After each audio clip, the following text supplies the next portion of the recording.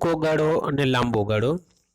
મિત્રો, હમણાં જ આપણે ખર્ચ વિશેની વાત કરી, જેમાં આપણે વાસ્તવિક ખર્ચ, વૈકલ્પિક ખર્ચ અને નાણાકીય ખર્ચ વિશેનો અભ્યાસ કરેલો હતો.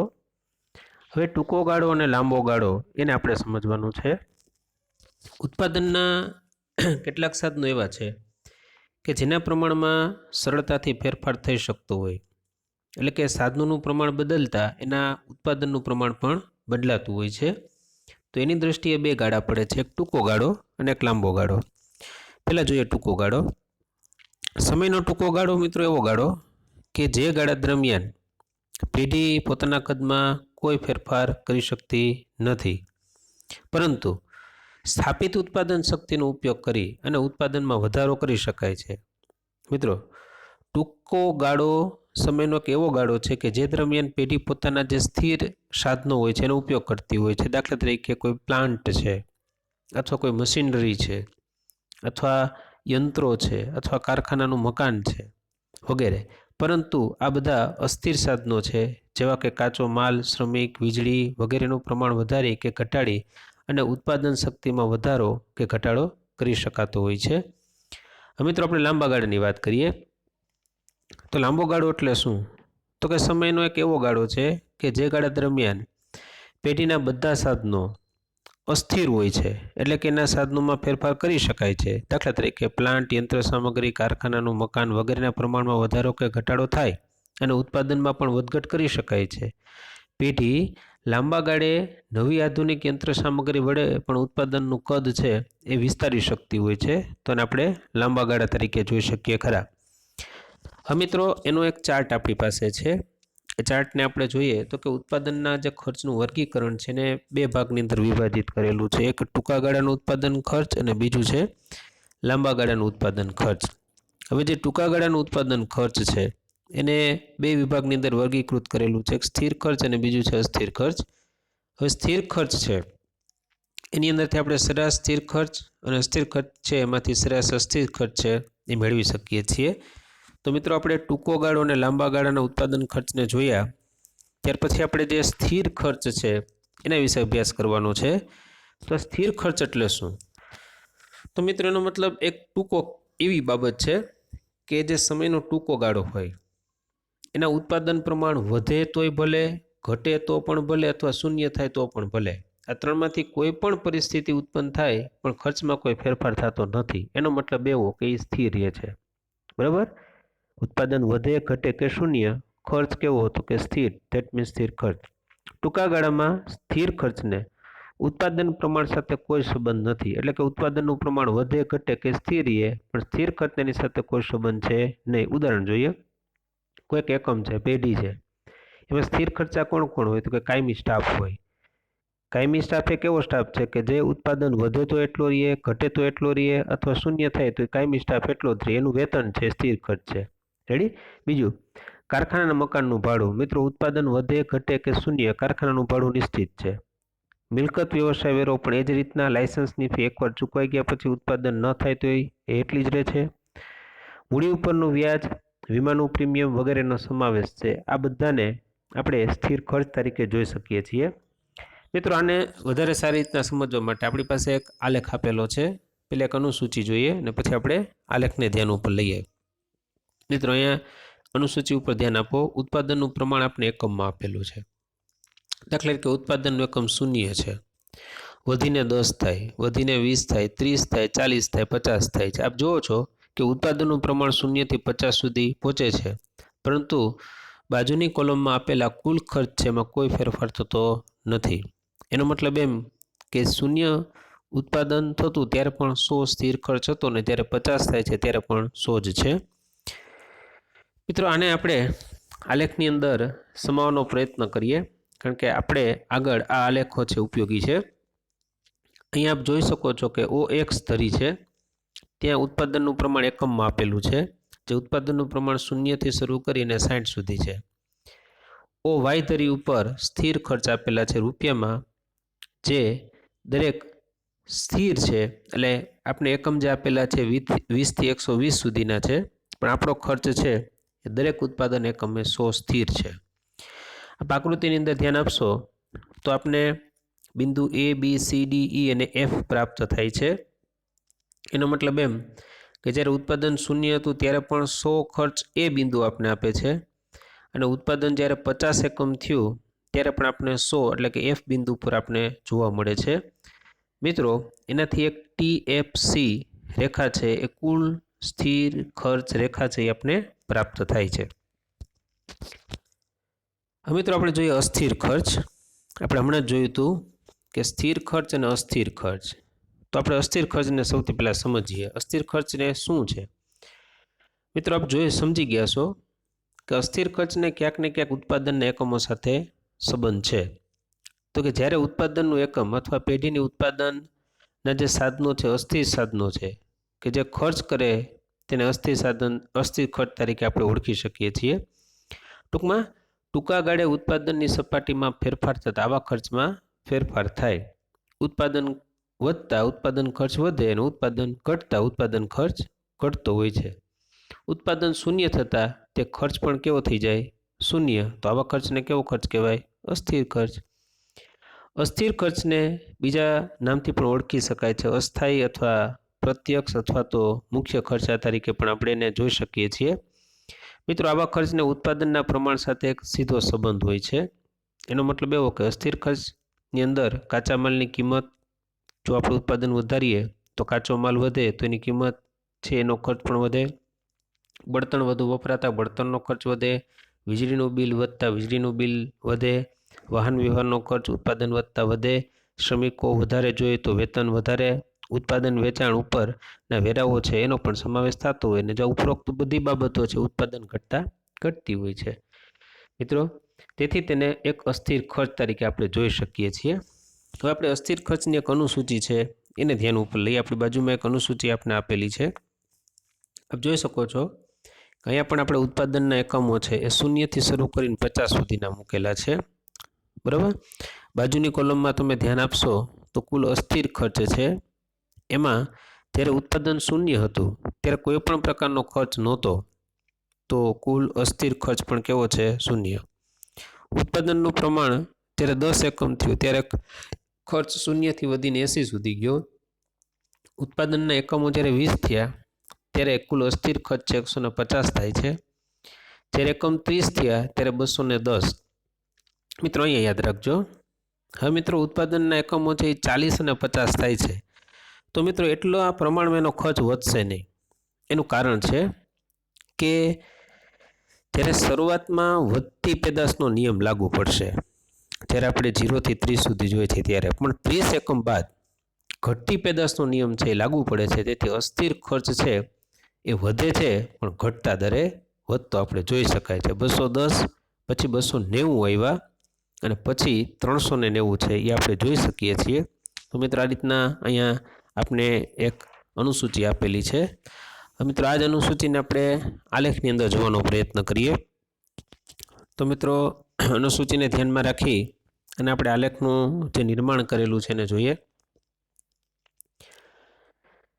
મિત્રો, અહીંયા OX ધરી અને OY ધરી આપણે આપેલી છે. એમાં OX ઉપર ઉત્પાદનનું પ્રમાણ એકમમાં છે, OY ધરી ઉપર સ્થિર ખર્ચ આપેલા છે. આપણે અનુસૂચિને ધ્યાન ઉપર લેશું તો ખ્યાલ આવશે કે જ્યારે ઉત્પાદન છે એ 10 એકમનું પ્રાપ્ત થાય છે ત્યારે આપણો ખર્ચ છે એ 80 એટલે કે એ બિંદુ ઉપર આપણે જોઈ શકીએ છીએ. આ રીતના જ્યારે ઉત્પાદન 20 એકમ થાય છે ત્યારે ખર્ચ 150 એ બિંદુ બી ઉપર આપણે જોઈ શકીએ છીએ. જ્યારે ઉત્પાદન 30 થાય છે ત્યારે 210 ખર્ચ થાય છે જે બિંદુ આપણે સી ઉપર જોઈ શકીએ છીએ. મિત્રો, જ્યારે 40 થાય છે ત્યારે કુલ અસ્થિર ખર્ચ 290 થાય છે જે બિંદુ ડી ઉપર આપણે જોઈ શકીએ છીએ. અને ઉત્પાદનનું પ્રમાણ જ્યારે 50 થાય છે ત્યારે કુલ અસ્થિર ખર્ચ 390 જે આપણે બિંદુ ઈ ઉપર જોઈ શકીએ છીએ. મિત્રો, સી બિંદુ ઉપર આપણે થોડોક તફાવત છે જોવા મળશે. આપણે આલેખને બરાબર ધ્યાન ઉપર લેશું તો આપણે એક જગ્યા બિંદુ સી ઉપર છે થોડોક તફાવત છે એ જોવા મળશે. રેડી? આપણે આલેખને બરાબર સમજીએ તો કે OX ધરી ઉપર ઉત્પાદન, OY ધરી ઉપર અસ્થિર ખર્ચ આપેલા છે. જેમ જેમ મિત્રો ઉત્પાદન 10, 20, 30 એમ વધે છે એમ કુલ ખર્ચ છે 80, 50 અને 120માં પણ વધારો થાય છે. અસ્થિર ખર્ચની રેખા ઉદ્ગમ બિંદુથી શરૂઆતમાં ખાસ યાદ રાખજો ધન ઢાળવાળી હોય છે. કારણ સ્પષ્ટ છે કે શરૂઆતના સમયમાં છે એ ઘટતા દરે અને ત્યાર પછી એ વધતા દરે કુલ અસ્થિર ખર્ચ છે એ વધતો હોય છે. તો મિત્રો આપણે બે વસ્તુ જોઈ, સ્થિર ખર્ચ અને અસ્થિર ખર્ચનો અભ્યાસ કરેલો છે. ટૂંકા ગાળામાં સ્થિર ખર્ચ છે મિત્રો નિશ્ચિત હોય છે, પરંતુ અસ્થિર ખર્ચ છે બદલાતું હોય છે. આ ખર્ચ ઉત્પાદન સાથે એક સીધી રીતના સંકળાયેલું હોય છે.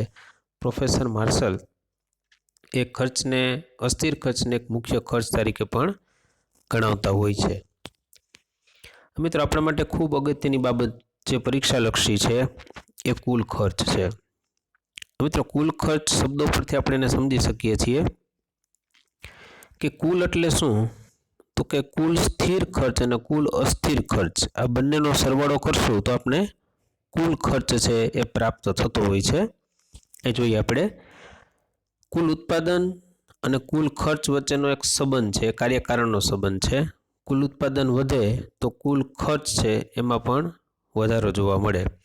પેઢીનો સ્થિર ખર્ચ અને કુલ અસ્થિર ખર્ચનો સરવાળો એ કુલ ખર્ચ તરીકે આપણે જોઈ શકીએ છીએ. જે આપણે સૂત્ર દ્વારા પણ બતાવેલું છે, જેમ કે કુલ ખર્ચ બરાબર કુલ સ્થિર ખર્ચ અને કુલ અસ્થિર ખર્ચ. મિત્રો કુલ ખર્ચને આપણે TC તરીકે બતાવેલું છે, કુલ સ્થિર ખર્ચને TFC તરીકે બતાવેલું છે અને કુલ અસ્થિર ખર્ચને આપણે TVC તરીકે બતાવેલું છે. મિત્રો અહીંયા પણ આપણે એક આલેખની સમજૂતી દ્વારા એને વધારે સમજવાનો પ્રયત્ન કરવાનો છે. મિત્રો ઉત્પાદન વધતા સ્થિર ખર્ચ છે એ સ્થિર જ રહેશે, પરંતુ વધારો શેમાં થશે તો કે અસ્થિર ખર્ચમાં. તેથી કુલ ખર્ચમાં અસ્થિર ખર્ચના વધારાનો જેટલો જ પ્રમાણ આપણે જોઈ શકીએ છીએ. તેથી કુલ ખર્ચની રેખા અસ્થિર ખર્ચની રેખાની ઉપરની ભાગુએ આપણે જોવા મળશે, પરંતુ બંને વચ્ચે ઊભું અંતર છે એટલે કે જે લંબ છે એ સામાન્ય રીતના આપણે સરખો જ જોવા મળશે. મિત્રો આપણે હવે એક જ આલેખની અંદર 3 અલગ અલગ પ્રકારની રેખાઓ મેળવીશું. સૌથી પહેલા આપણે અનુસૂચિને સમજવાનો પ્રયત્ન કરીએ. મિત્રો આપણે આગળની 2 અનુસૂચિ છે એને આપણે અહીંયા સાથે લઈ લેવાની છે, એટલે એને આપણે જોડીને તૈયાર કરીશું. એટલે આપણે સ્થિર ખર્ચ, અસ્થિર ખર્ચ એના ઉપરથી આપણે કુલ ખર્ચ છે એ મેળવવાનો આવશે. ઉત્પાદનના એકમો એ આપ જોઈ શકો છો. ઉત્પાદનના એકમો 0 થી લઈને 50 સુધી આપેલા છે. ત્યારબાદ કુલ સ્થિર ખર્ચ છે એ દરેક ઉત્પાદનના પ્રમાણમાં 100 જેટલો જ છે. મિત્રો કુલ અસ્થિર ખર્ચ છે એ તમે જોઈ શકો છો કે ઉત્પાદનનું એકમ 0 હતું ત્યારે 0, જ્યારે 30 હતું ત્યારે 210 અને જ્યારે 50 થયું ત્યારે 390. હવે મિત્રો કુલ ખર્ચની જો આપણે વાત કરીએ તો કે સ્થિર ખર્ચ અને અસ્થિર ખર્ચ બંનેનો સરવાળો કરશો એટલે આપણે કુલ ખર્ચ છે એ પ્રાપ્ત થઈ શકે છે. 0 એકમ ઉત્પાદને 100 કુલ ખર્ચ છે. 10 એકમ ઉત્પાદને 100 + 80 180 કુલ ખર્ચ થાય છે. ઉત્પાદનનું પ્રમાણ જ્યારે 20 થાય છે ત્યારે કુલ ખર્ચ 100 વત્તા કુલ અસ્થિર ખર્ચ 150 એટલે 250 પ્રાપ્ત થાય છે. ઉત્પાદનનું પ્રમાણ જ્યારે 30 છે ત્યારે સ્થિર ખર્ચ 100, કુલ અસ્થિર ખર્ચ 210, આમ કુલ ખર્ચ 310 પ્રાપ્ત થશે. કુલ ઉત્પાદનનું પ્રમાણ 40 છે ત્યારે કુલ સ્થિર ખર્ચ 100, કુલ અસ્થિર ખર્ચ 290 અને કુલ ખર્ચ છે 390 પ્રાપ્ત થાય છે. અને છેલ્લે આપણે જોઈએ છીએ કે ઉત્પાદનનું પ્રમાણ જ્યારે 50 છે ત્યારે કુલ સ્થિર ખર્ચ 100, કુલ અસ્થિર ખર્ચ છે 390 અને કુલ ખર્ચ છે 490 પ્રાપ્ત થાય છે. મિત્રો સૌથી પહેલા આપણે ઉત્પાદનનું પ્રમાણ અને કુલ સ્થિર ખર્ચ છે એને આપણે આલેખની અંદર રજૂ કરશું. આપ આલેખની અંદર ધ્યાન આપશો તો આલેખની અંદર આપણી પાસે 2 ધરી છે. OX ધરી ઉપર આપણી પાસે ઉત્પાદન છે અને OY ધરી ઉપર આપણે ખર્ચ બતાવેલા છે. હવે મિત્રો જેમ જેમ ઉત્પાદન વધશે તેમ સ્થિર ખર્ચમાં કોઈ ફેરફાર નથી. તેથી આપણે એક નીચે TFC છે એ પ્રાપ્ત થાય છે, જે કુલ સ્થિર ખર્ચ રેખા છે, જેના બિંદુ આપણે જોઈ શકીએ છીએ કે બિંદુ બી, બિંદુ F, આવા બિંદુ ઉપરની એક રેખા TFC આપણે જોઈ શકીએ છીએ. મિત્રો, અસ્થિર ખર્ચ છે એ ઉત્પાદનની સાથે વધતો હોય છે, એટલે કે ઉત્પાદન વધશે તો અસ્થિર ખર્ચમાં પણ વધારો થશે. તો મિત્રો, આપણે આલેખની અંદર એક બીજી રેખા છે, કુલ અસ્થિર ખર્ચ રેખા છે, એને આપણે જોઈ શકીએ છીએ. એ કુલ અસ્થિર ખર્ચ રેખા છે એ 0 થી શરૂ થાય છે અને TVC જે આપણે નામ આપેલું છે કુલ અસ્થિર ખર્ચ રેખા છે, આપ જોઈ શકો છો. મિત્રો, કુલ સ્થિર અને કુલ અસ્થિર ખર્ચ રેખા આ બંને તૈયાર થઈ ગયા પછી હવે આપણે કુલ ખર્ચ રેખા એટલે કે ત્રીજી રેખા છે, જે ઉપરની રેખા છે, એને બનાવવાનો પ્રયત્ન કરવાનો છે. મિત્રો, એના બિંદુ આપણે પ્રાપ્ત કરીશું તો આપણે TC એટલે કે ટોટલ કોસ્ટ છે, કુલ ખર્ચ રેખા છે એ પ્રાપ્ત થાય છે. હવે આલેખને તમે સામાન્ય રીતના અવલોકન કરશો તો ખ્યાલ આવશે કે કુલ અસ્થિર ખર્ચની રેખાની બરાબર ઉપર લંબ તમને કુલ ખર્ચ રેખા છે જોવા મળે છે. એ તફાવત તમારો 100 જેટલો તમને જોઈ શકો છો. તો મિત્રો, આ રીતના આપણે એક આલેખની અંદર કુલ સ્થિર ખર્ચ, કુલ અસ્થિર ખર્ચ અને કુલ ખર્ચ રેખાઓ છે એ પ્રાપ્ત કરેલી આપણે જોઈ શકીએ છીએ. મિત્રો, કુલ અસ્થિર ખર્ચની રેખા છે એ ડાબી બાજુથી જમણી બાજુ નીચેથી ઉપર તરફ છે અને કુલ ખર્ચની રેખા છે એકદમ સમાંતર રેખા છે, આપણે જોઈ શકીએ છીએ. તો મિત્રો, આ રીતના આપણે ખર્ચનું જે વિભાજન છે જોયેલું છે. આવતા લેક્ચરની અંદર આપણે સરેરાશ સ્થિર ખર્ચ, સરેરાશ અસ્થિર ખર્ચ અને ત્યાર પછી સરેરાશ ખર્ચના મુદ્દાઓનો અભ્યાસ કરીશું.